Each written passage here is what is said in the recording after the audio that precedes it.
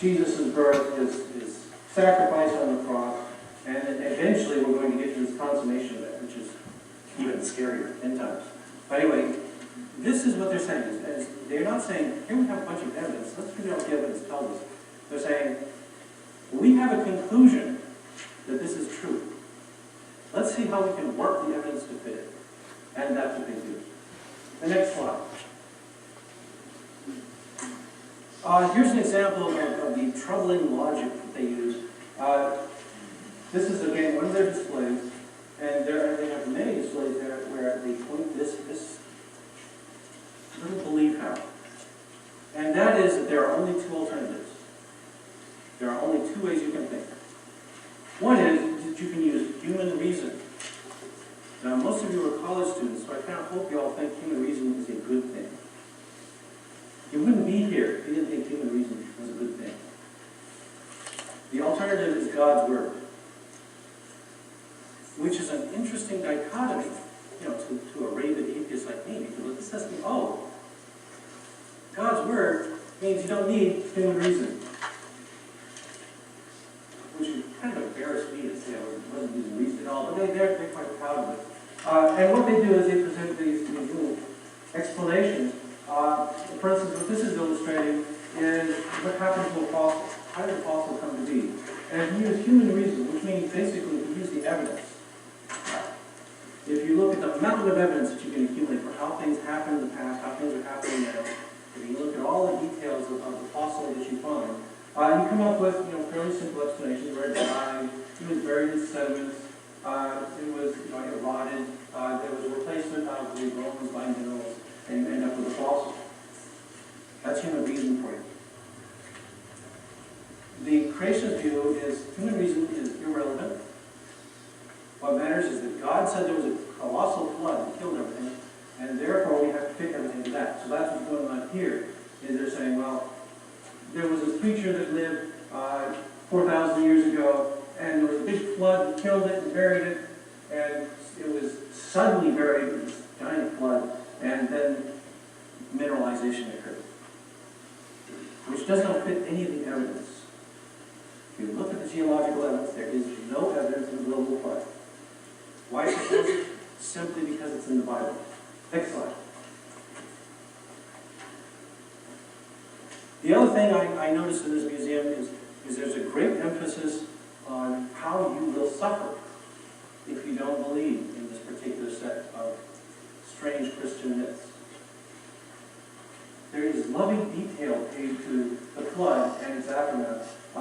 This is a remarkable diagram there that's showing all these people dying in the Great Flood. And this isn't the worst of it. They have this absolutely appalling movies that they show where it starts with a scene of this little village with these children playing with dolls and adults working out there.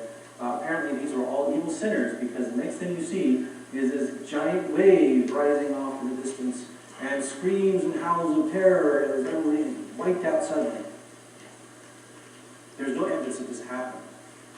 But for some reason, these creationists love to dwell on the horrible things that God does, like making these people die slowly and miserably in a giant flood. Next slide. And at the heart of all this is a kind of exceptionalism. One of the peculiar things that has happened in the creationist movement over the last 30 years or so is that they have been adopting more and more evolution. Why? Because the evidence is so strong, you can't refute it. There's just no way to argue against evolution anymore without looking at like a total crackpot, which usually doesn't stop. But here, it's really hard to argue against it. And so what they've done is they said, well, evolution happens, and they also say evolution happens really fast. They have got a kind of hyper-evolution that is 1,000,000 times faster than the kind of evolution that real biologists talk about. Because they say everything diversified after the flood. So they say, well, if you look at all these animals, this is what happened to them. They had branching evolution before the flood, at the flood, that white line out there. Everything got wiped out and exterminated, and then everything got diversified again, and produced all these other forms, including, for instance, Lucy, and modern apes. So immense amounts of evolution being described there. But humans are an exception. They didn't evolve at all. There was no branch of speciation at all. We go straight from a human created 6,000 years ago to a flood in 2238 BC to modern day with no changes. Again, countering all the evidence, ignoring all the evidence. Next slide. Oh, pause it for a minute. I just want to show you what. I just want to show you a funny little video. It's a funny way to talk. This is what these creationists are reduced to doing to explain what's going on. So let's go back to the movie and they can see what I'm talking about. Can we get sound?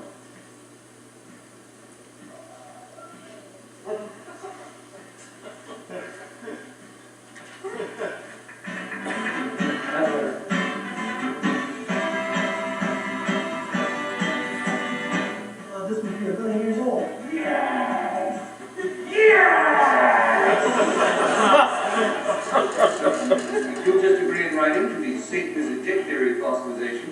You can return to class. You're fucking nuts. Oh, this argument again. But what about radiometric dating?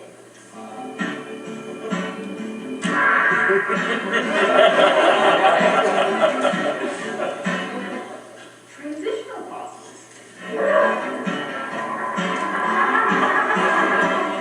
Interspecies genetic similarities.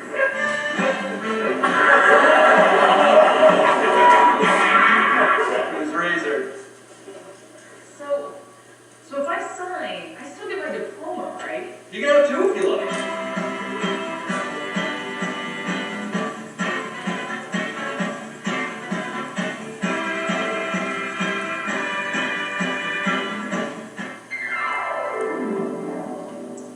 Nice job, man. You ever worry stuff like this is going to set cancer research back by 20 years?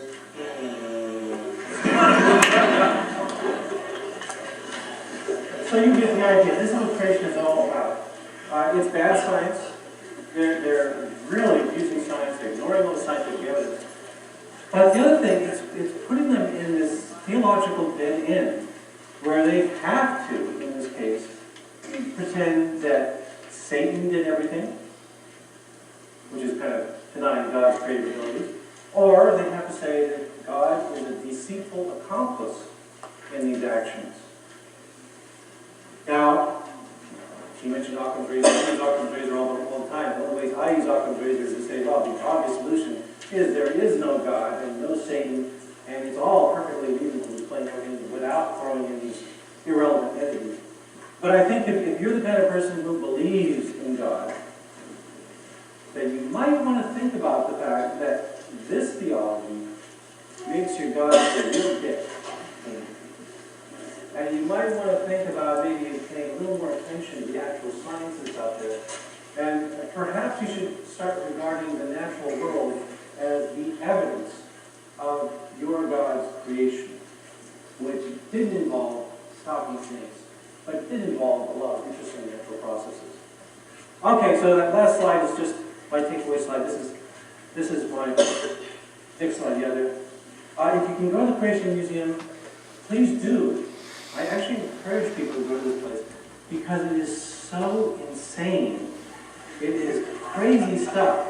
And it's good to go through there. I think if you're an atheist, yes, go there and laugh, have a good time, see what kind of funny stuff they're saying. You know, it's Halloween's almost here. It's kind of like going to one of these haunted houses. If you don't believe in ghosts and all that stuff, this can be entertaining the same way.